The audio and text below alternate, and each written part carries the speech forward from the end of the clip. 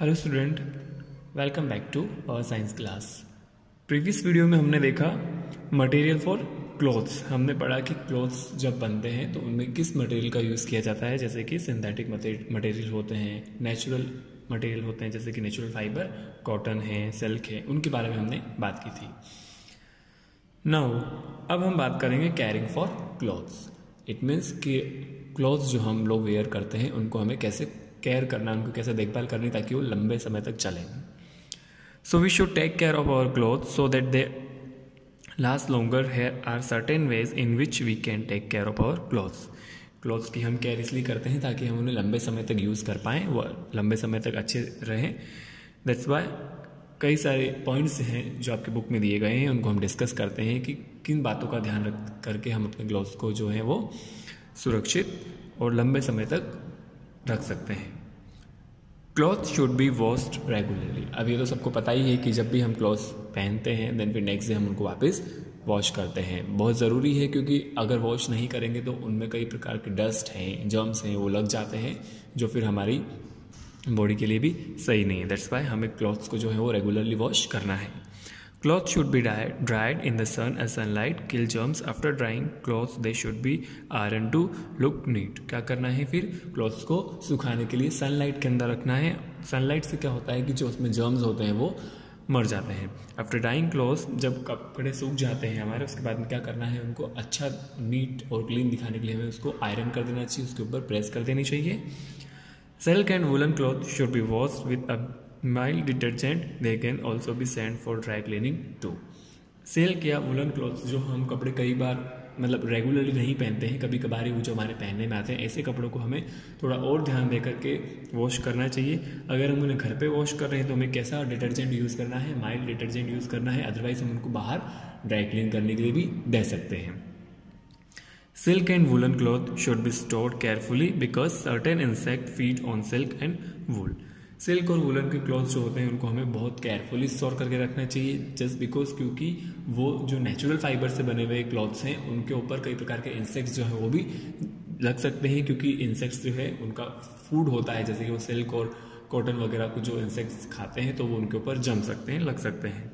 So therefore they should be keeped with moth balls और dried neem leaves in almirahs to keep insect away. तो क्या करना है हमें, अगर हम क्लॉथ्स को जो है वो हमारे अलमीरा वगैरह में रख रहे हैं तो वहाँ पर हमें कुछ टैबलेट्स आती हैं, कुछ केमिकल्स आते हैं, जैसे कि मॉथ बॉल है उनको रख देना चाहिए उनके साथ में।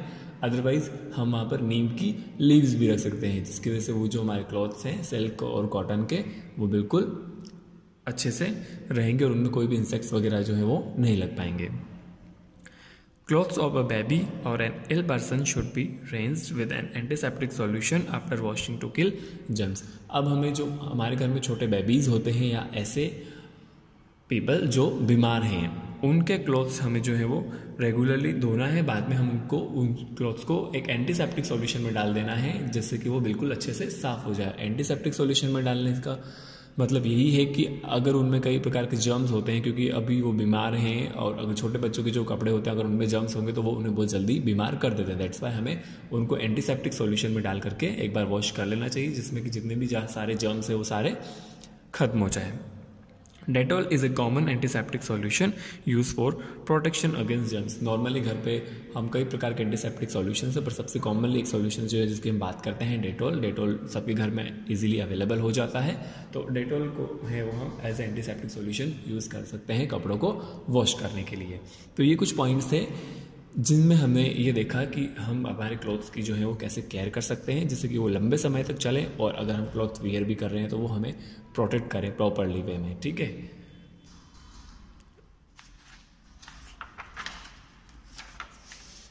Now come to the check point, choose the correct answer. We choose to wear light colour clothes in summer, winter, rainy season. अब हमें लाइट कलर क्लॉथ्स किस समय में रहने चाहिए, तो right answer is the summer, क्योंकि समर में जो मौसम होता है काफ़ी गर्मी होती है उस समय, तो लाइट कलर के जो क्लॉथ्स होते हैं वो कम हीट को एब्जॉर्ब करते हैं। दैट्स वाई वो हमें कंफर्टेबल फील करवाते हैं। That's why we choose light colour clothes in summer. Second, the national dress of Japanese women in sari, shirt and trouser, kimono. तो नेशनल और या फिर ट्रेडिशनल ड्रेस की अगर बात करते हैं हम जापानीज वुमेन की, तो वो है क्या, किमोन। किमोनो जो है वो नेशनल ड्रेस है जापानीज वीमेन की। Third one is that doctor and nurses wear white, black और ग्रे कोट। अभी हमने पढ़ा था पीछे कि प्रोफेशनल क्लॉथ्स जो होते हैं जैसे कि डॉक्टर हैं और नर्सेज जो है वो कौन से क्लॉथ्स वियर करते हैं जब वो अपने प्रोफेशन में हैं, तो वो जो है वाइट कोट जो है उसको वेयर करते हैं। तो right answer is a white coat. Fourth है linen, nylon, rayon is a natural fibre which is obtain from plant. अब इनमें से कौन सा नेचुरल फाइबर है जो प्लांट से मिलता है हमें? तो नाइलॉन और रेयन जो है वो आर्टिफिशियल फाइबर्स हैं, लिनेन जो है वो क्या है? नेचुरल फाइबर है जो हमें कहाँ से ऑब्टेन होता है? प्लांट से। Right answer is A linen. Chapter में कुछ न्यू वर्ड्स भी आए हैं, उनको डिस्कस करते हैं हम।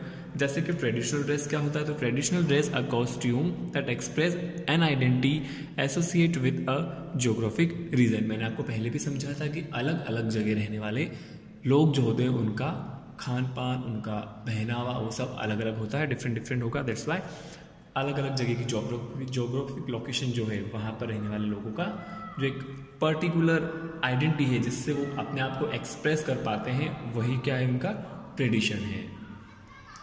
Synthetic fibre means fibre that are made in the factories. ऐसा फाइबर जो कहाँ पर बनता है? फैक्ट्रीज में बनता है, और ह्यूमन मैन मेड फाइबर होता है उसको हम बोलते हैं synthetic fibre. Now our chapter is completed. आपको करनी है इसकी एक्सरसाइज एंड क्वेश्चन आंसर्स, जिनकी पीडीएफ में आपको शेयर कर दूंगा। Get it? If you have any doubt then please mention comment box, I will resolve it. Okay student, thank you very much.